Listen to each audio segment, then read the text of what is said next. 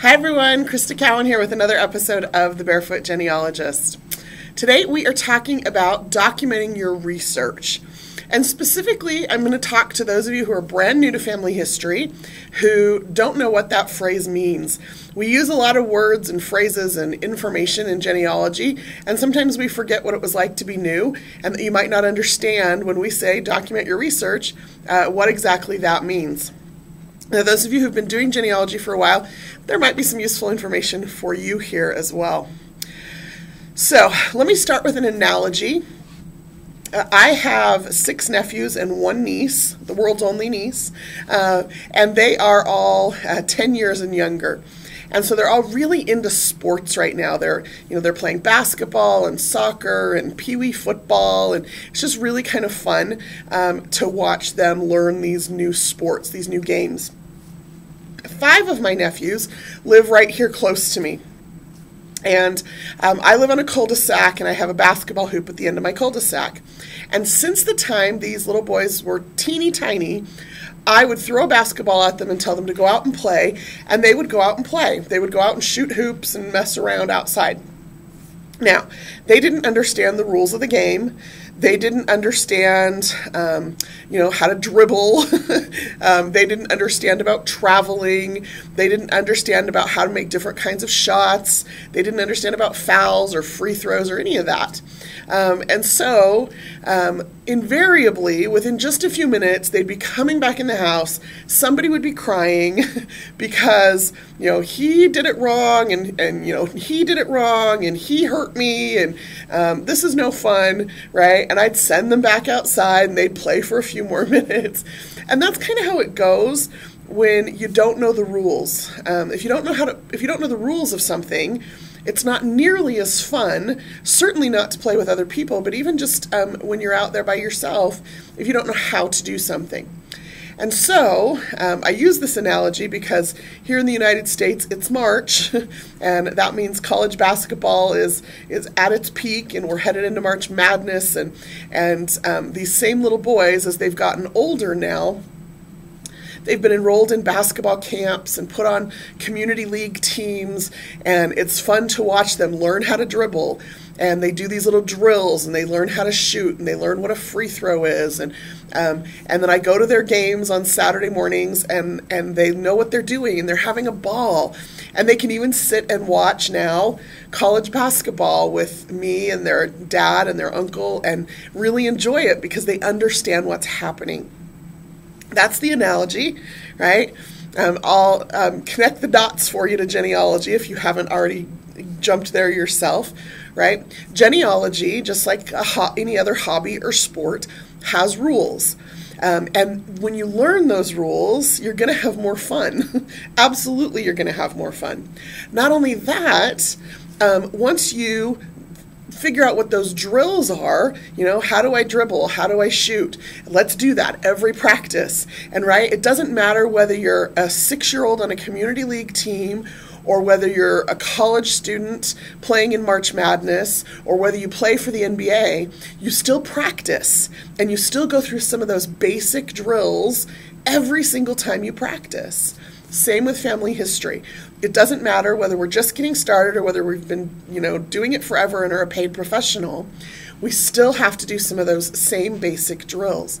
But for me anyway, the beauty of it is that the better that I get at it, the more I do that, the more I learn the game, the more fun it is, the more, just so much more fun. So, with all that said, okay, I just want to talk to you a little bit today about why we document our research, and then for those of you who are brand new to this, how we document our research. So, let's go ahead and dive in. First, let's talk about why we document our research. That's sometimes, Socrates once said, "Tell me sufficiently why a thing should be done, and I will move heaven and earth to do it." So here's your sufficient reasons why, okay? The first reason is that it helps you to evaluate your sources. Sources are the records that you look at, or the people that you talk to, or the places where you get the information. So it helps you evaluate your sources so that you can determine which information is accurate, versus which information might be less than accurate. Okay? So for example, a census is a source. And in that source, you have information. You have names, you have ages, you have birthplaces, you have immigration years, you have relationships, all sorts of great, juicy goodness in a census record, right? So if you have decided that this person was born in this year and in this place, and that information came from a census, that's great. But what if you find a birth certificate that says this person was born in a different year in a different place? You need to know that one set of information came from the census and one set of information came from a birth certificate so that you can make a decision about which information is likely more accurate. Okay? Censuses, if you didn't know, census takers could get their information from whoever would give it to them. And sometimes that was the 13-year-old daughter who answered the door. And sometimes it was the father who might or might not remember the ages and order of all of his children. Sometimes it was the mother with her family Bible very meticulously providing the information. Sometimes it was the neighbor down the street who had only met the family once or twice and did his best to answer the questions. So knowing that information came from a census helps you to maybe put a little bit more of a skeptical spotlight on it versus knowing information that came from a birth certificate where somebody was present at the event, when it was recorded, right? All of that. So that's what I mean when we say documenting your research helps you evaluate your sources so you can determine which information is accurate. Another reason why we document our research is it helps ensure that we're climbing our own family tree. One of the most painful genealogy lessons I ever learned was when information had been tentatively put in a family tree, and then a cousin had picked that up and built on that research, and another cousin picked it up and built on that research, and I picked it up and built on that research. And then, almost 2 decades later, and thousands of hours and thousands of dollars later, we discovered that in just the second generation on that particular branch, we had connected the wrong parents to the wrong children. And the reason we discovered it was because I was going back through and documenting the research. And I got to that generation and started asking around about, well, how did we decide these were the parents of this person?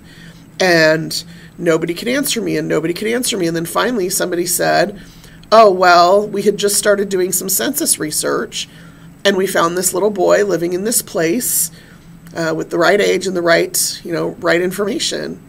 Well, turns out there were 3 little boys living in that place with the same name, about the same age, born in the same, time period, in the same place.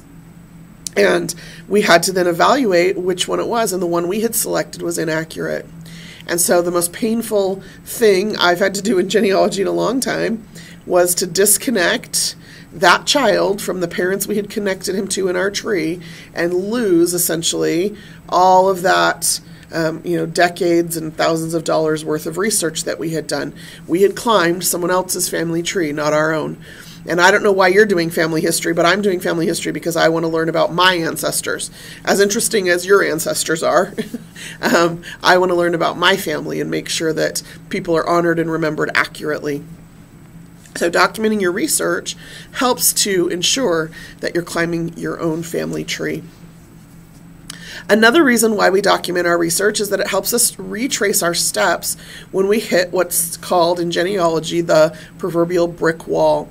So invariably it's going to happen to you. You're going to be chugging along and you're going to be building your tree and you're new and you're excited, and all of a sudden you're going to hit a dead end. You're not going to be able to find anything out about who are the parents of this John Smith that you found in Virginia in 1784. And you're going to start asking around, and you're going to post to message boards, and you're going to look at other people's trees, and you're going to get frustrated, and you're either going to give up or you're going to switch to another line.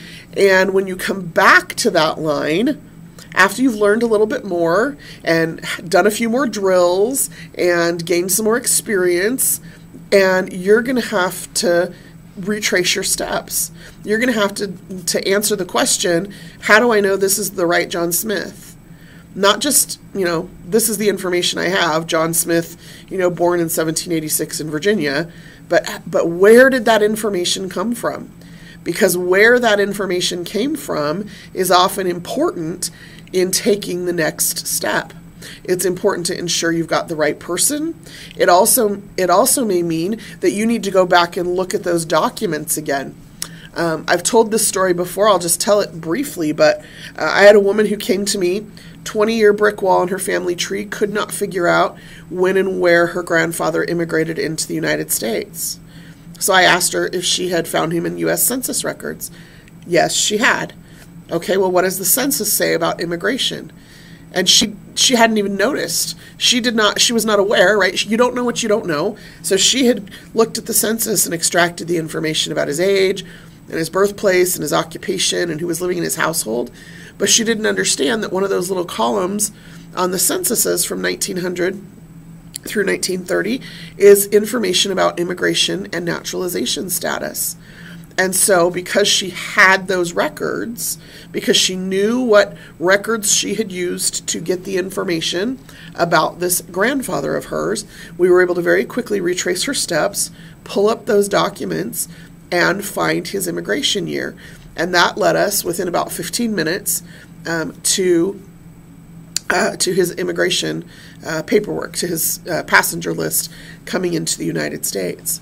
So you will continue to learn as you go, and those records that you used, yesterday or last year or 10 years ago, if you have documented where you got your information, you can quickly go back into those records and look at them with new eyes, look at them with new information to see what additional juicy goodness you could have pulled out of that record had you known that you were supposed to. Okay? Very simple. Last, well, certainly not last, but last on our list today, the other reason why I document my research is because it gives me confidence in my conclusions. When I say, I am the great-great-granddaughter of Samuel Mulliner, I can say that with complete confidence because I have arrived at that conclusion, and anybody who says, well, how do you know that? Or can you prove that? I can say, absolutely, yes, I can. Here are the documents that I used to prove every relationship between myself and him. And, there's something to be said for that, right? Again, the game becomes more fun when everybody knows and plays by the rules. And so I'm doing my part to make sure that I know the rules and that I'm playing by the rules so that I can have confidence in my game. And so that as I participate with others, they also can have confidence in my abilities, right? And that's kind of a little thing about genealogy that we sometimes forget. When we're sitting at our computer at 2 o'clock in the morning in our fuzzy slippers doing our genealogy, or in our bare feet doing our genealogy, then we forget that there's an entire community. There's an entire genealogy community full of people who, in many cases, are our cousins, right? We're doing research on lines that thousands of other people also descend from, right? I just was at a family reunion on Sunday for my great-grandparents, and we started doing the math. They had 21 grandchildren, and I think it's like 112 great-grandchildren, and now we've got already 90-something great-great-grandchildren. I mean, and that's just, in a couple of generations.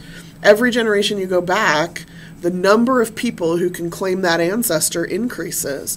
And so the more accurate we are in our research, the more confident we are in our conclusions, then the more we can interact in the genealogy community with confidence in each other and in the fact that the information we're sharing is accurate. So that's why I document my research. It's why I would encourage you to document your research. Now, those of you who are new, you hear us say this all the time: document your research, document your research. And without fail, somebody's going to say, well, how do I do that? So my goal today is not to overwhelm you. My goal today is to just give you a very simple explanation of how you document your research. It's just to start you with some of those basic drills, right? You know, you're in community league basketball and you're learning how to dribble the ball, right? That's where you start. And so here is how you document your research. You answer the question, where did this information come from? And then you write it down. That's it. That's how you document your research. You answer the question, where did this information come from? And then you write it down somewhere. Okay. Now, in a couple of weeks, we're going to talk about source citations. And that's like the next level. That's like, playing college ball and learning plays and, we'll take it to the next level. But right now, I just want those of you, especially those of you who are new at this, to just start practicing this habit, okay? When you find a name, where did that information come from? I got it off a census. Okay, write down that on the 1880 census, it lists his name as this. It says he's this old and he was born in this place and this is his occupation and these are the people that are enumerated in the household, right? That's it. That's what you have to do. Write down the information, whatever the information is. How do you know that you are your parent's child, right? Well, they told you, okay, then they're the source. My mother told me I was born on this day at this place and that, this is her name with her maiden name and this is my father's name. Maybe you also have a copy of your birth certificate. Sometimes you have multiple sources. I would hope you have multiple sources of where that information came from. So word of mouth from my mother, that's one source. My birth certificate, that's another source. I show up on a couple census records, maybe that's another source. I have a marriage certificate, that's another source, right? You just are writing down where the information came from. Now, if you are on Ancestry.com or any of the Ancestry websites, we provide you with some tools so that you can do this fairly easily. So this is my great-great-grandfather, John O'Brien, and one of the things I do is I find records for him and I attach those records. And so here I can see in my timeline that that John O'Brien was born in May of 1841 in Ohio, and this information came from these sources are where that information has been documented so far. The 1880 census, the 1910 census, and on a Civil War record it listed his age when he enlisted. This lists an age, right? And so it backs up this date that I have. This date is also listed on his tombstone and on his obituary, so I need to add those as sources for this information. I have military dates and residence dates and a marriage date and death information and burial information, like all of that. As you attach records in Ancestry, it's documenting for you. It's creating source citations automatically. Now, for me, I want more information than that. And so one of the things I do is I use the note feature so that I capture all of the information out of all of those records. I want more than just, oh, this is where this came from. I want to know exactly what the record said about his age or exactly what it said about his birthplace. Because sometimes, we mentioned earlier, that information conflicts. And so while I may have 4 sources that document his birth, that it occurred, right, and that it occurred on a particular date, those 4 sources may not all have the exact same date. And so in my notes, I will list, well, this source said this, and this source said this, and this source said this, and here's why I came to the conclusion I did, right? I choose, in my research, to only enter one birth date, because he was only born once, right? Some people will enter, multiple. They'll enter a preferred date and then alternate. I am not a fan of that because he was only born once. And so I need to come to a conclusion. I need to decide which of those records is most accurate, not worry about listing every possible birth date. And so I do that in my notes and then explain why I chose this date as the date that I've entered, or why I chose this spelling of his name as opposed to the other 3 spellings that I saw.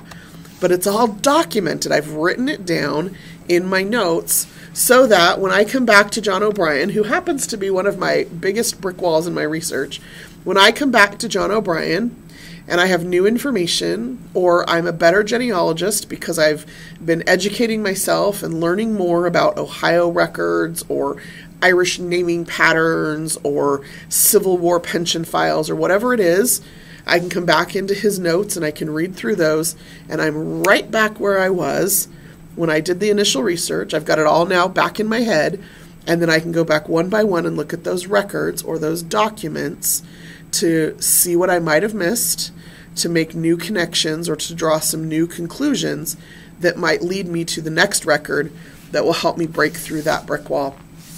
That's it, folks. Document your research. It will make the game so much more fun for you. It will enable you to play better with others. Get in the habit of doing those drills, right? All good athletes or hobbyists in any kind of a sport or hobby have basic drills that they learn how to do so that they can become better or more proficient at what it is that they enjoy. I enjoy family history. As a matter of fact, there's a blogger who her tagline on her blog, I should have looked this up, it says, if genealogy isn't fun, you're doing it wrong. And I firmly believe that. It becomes more enjoyable the more accurate we are. It becomes more enjoyable when we can keep track of where we are and what it is that we're doing. And documenting your research is the way you do that. So, all you have to do to document your research is answer the question, where did this information come from? And then make sure that you write that down somewhere. Ancestry's provided tools for you both in online trees and in Family Tree Maker to do that. If all you want to do is just keep a notebook, I mean, just do something, and your process will evolve as you evolve as a family historian. But do something to keep track of that information. That's all I have for you today. As I mentioned, in a couple of weeks, we're going to do a follow-up to this, which is the next level, and that's more in-depth detail about source citation. You can check the full March schedule of live stream events on our Ancestry Facebook page. Just click that events tab. You'll see those topics and the dates and times for those presentations. If you missed any part of this presentation or any of our past presentations, you can check them out on our YouTube channel. Until next time, this is Crista Cowan. Have fun climbing your family tree.